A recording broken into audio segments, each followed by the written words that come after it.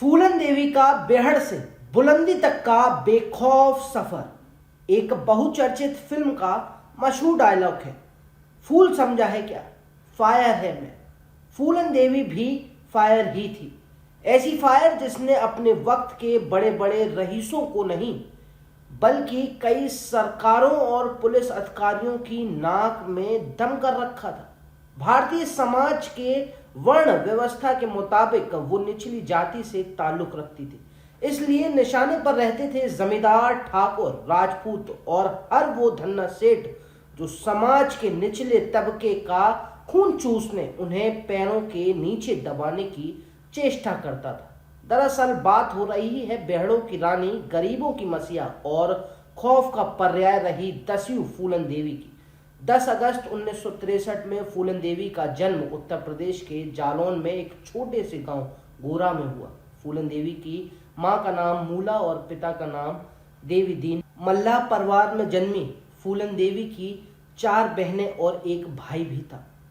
परिवार बड़ा था और आय का साधन एक मात्र जमीन का टुकड़ा जो उनके चाचा और उनके बेटे ने हत्या ली थी, जिसकी वजह से उनके परिवार की स्थिति और बदतर होती चली गई। जमीन को लेकर एक बार फूलन देवी ने विवाद कर दिया था, जिसकी वजह से उनके माता पिता ने उनकी शादी का निर्णय लिया और मात्र 11 वर्ष की आयु में ही उनका विवाह पुत्तीलाल के साथ कर दिया गया। लेकिन कुछ वक्त बाद ही पुत्तीलाल ने उन्हें छोड़ दिया।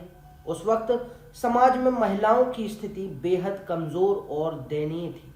उस वक्त पति के द्वारा छोड़ी गई महिला को हीन भाव से देखा जाता था। फूलन देवी की तत्कालीन स्थिति भी कुछ ऐसी ही थी। हालात कुछ बदले।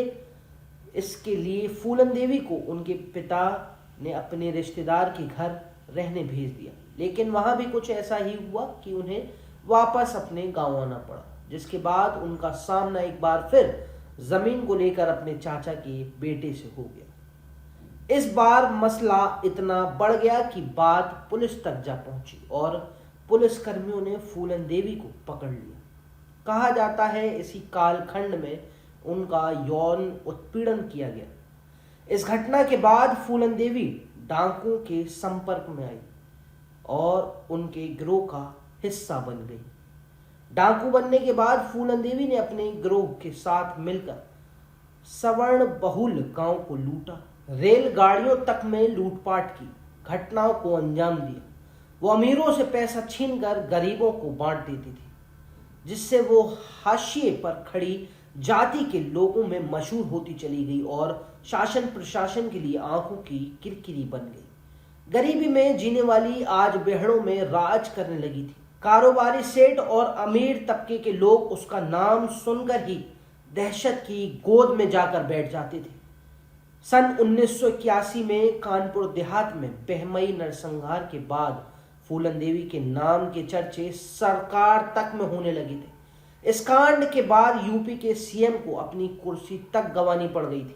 दरअसल 14 फरवरी 1981 में यूपी के बहमई गांव में फूलन देवी ने अपने साथ हुए शारीरिक शोषण का बदला लेते हुए 20 ठाकरों को लाइन से खड़ा कर गोली मार दी थी।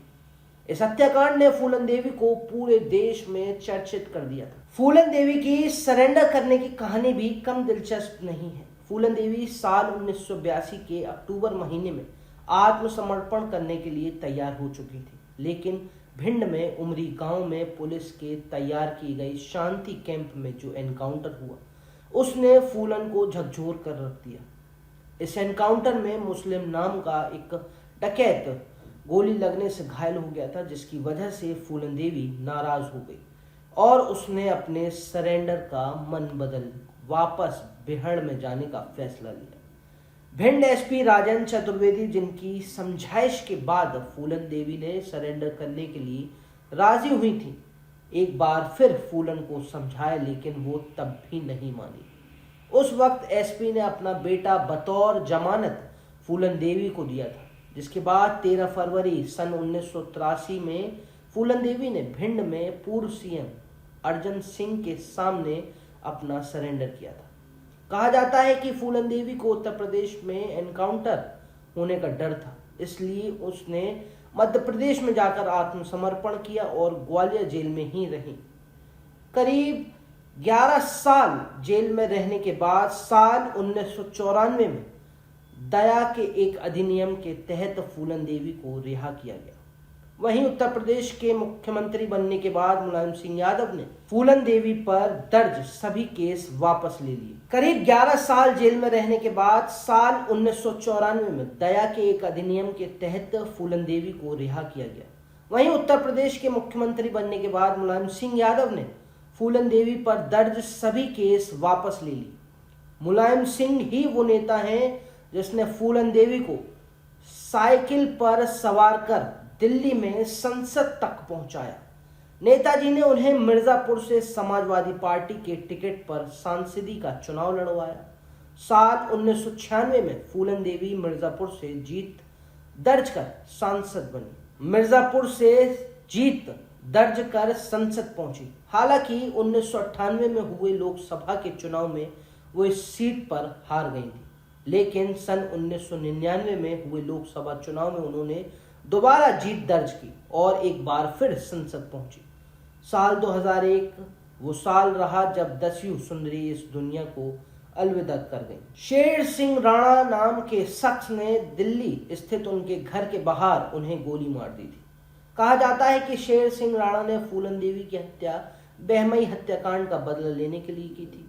मध्य प्रदेश के पूर्व मुख्यमंत्री अर्जुन सिंह ने अपनी आत्मकथा ए grain of sand in over glass of times में फूलन देवी का जिक्र करते हुए लिखा भी है कि जो तलवार के दम पर जीते हैं उनका अंत भी तलवार के दम पर ही होता है।